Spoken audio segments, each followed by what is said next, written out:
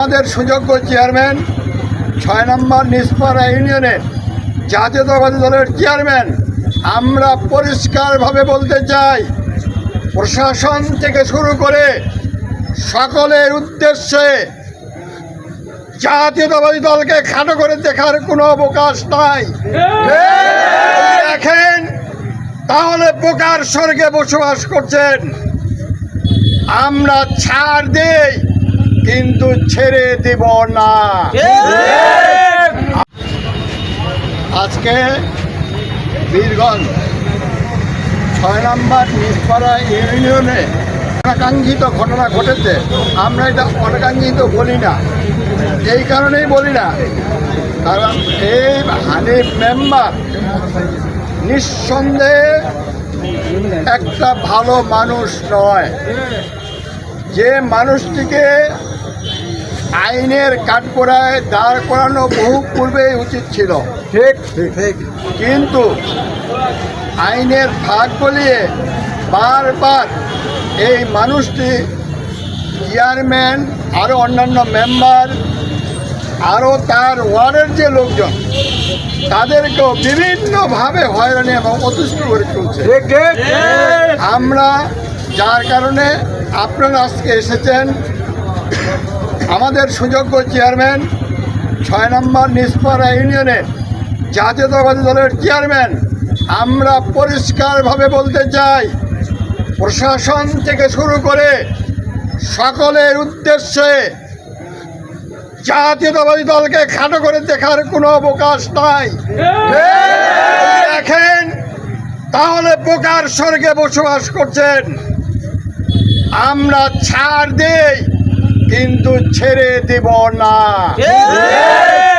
আমাদের নেত্রী দেশ নেত্রী বেগম খালেদা জিয়া বারবার বলেছে আমাদের লোকজন যেন এই মুহূর্তে শান্ত এবং শৃঙ্খলতা বজায় রাখে।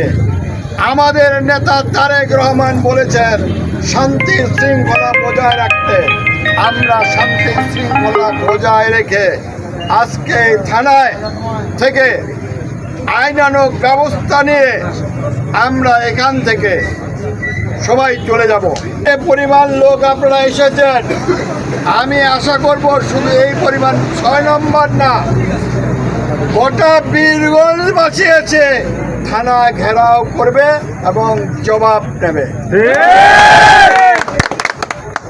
আমি বক্তব্য দীর্ঘায়িত করব না, পরিশেষে আপনাদের সকলকে ধন্যবাদ জানাই।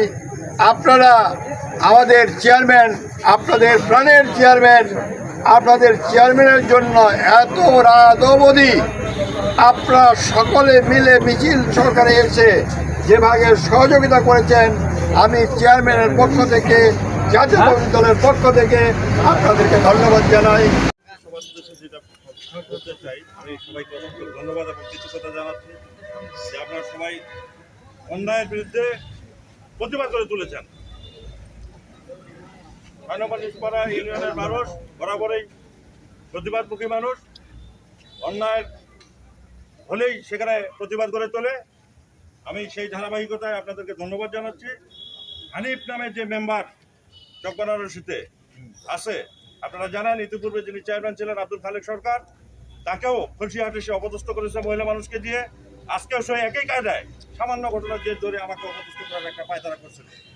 এটার আপনারা প্রতিবাদ জানিয়েছেন, আপনারা আমাকে সাথে নিয়ে থানা পর্যন্ত এসছেন। আমরা থানার সহযোগিতা চেয়েছিলাম, তাৎক্ষণিক পাইনি, যার কারণে আমরা থানা পর্যন্ত এসছি। তো সব কিছু শুনে আমাদের সার্কেল মহোদয়, বীরগঞ্জ থানা পুলিশ সার্কেল মহোদয়, উনি মামলা রুজু করার জন্য আমাদেরকে আশ্বস্ত করেছে। আমরা এখন মামলা রুজু করব। আর আমি আপনাদেরকে অনুরোধ করব, এই মানে কোনো রকমের বিশৃঙ্খলা যেন না হয়। আমরা খুব সুশৃঙ্খলভাবে খুলশি থেকে থানা পর্যন্ত এসেছি এবং সুশৃঙ্খলভাবে আমরা বীরগঞ্জ থেকে বাড়িতে ফিরে যাব। এর যদি আমরা প্রতিকার না পাই, মামলা আজকে হবে। হানিফ মেম্বার যদি গ্রেপ্তার না হয়, আমরা দুর্বার আন্দোলন করে তুলব।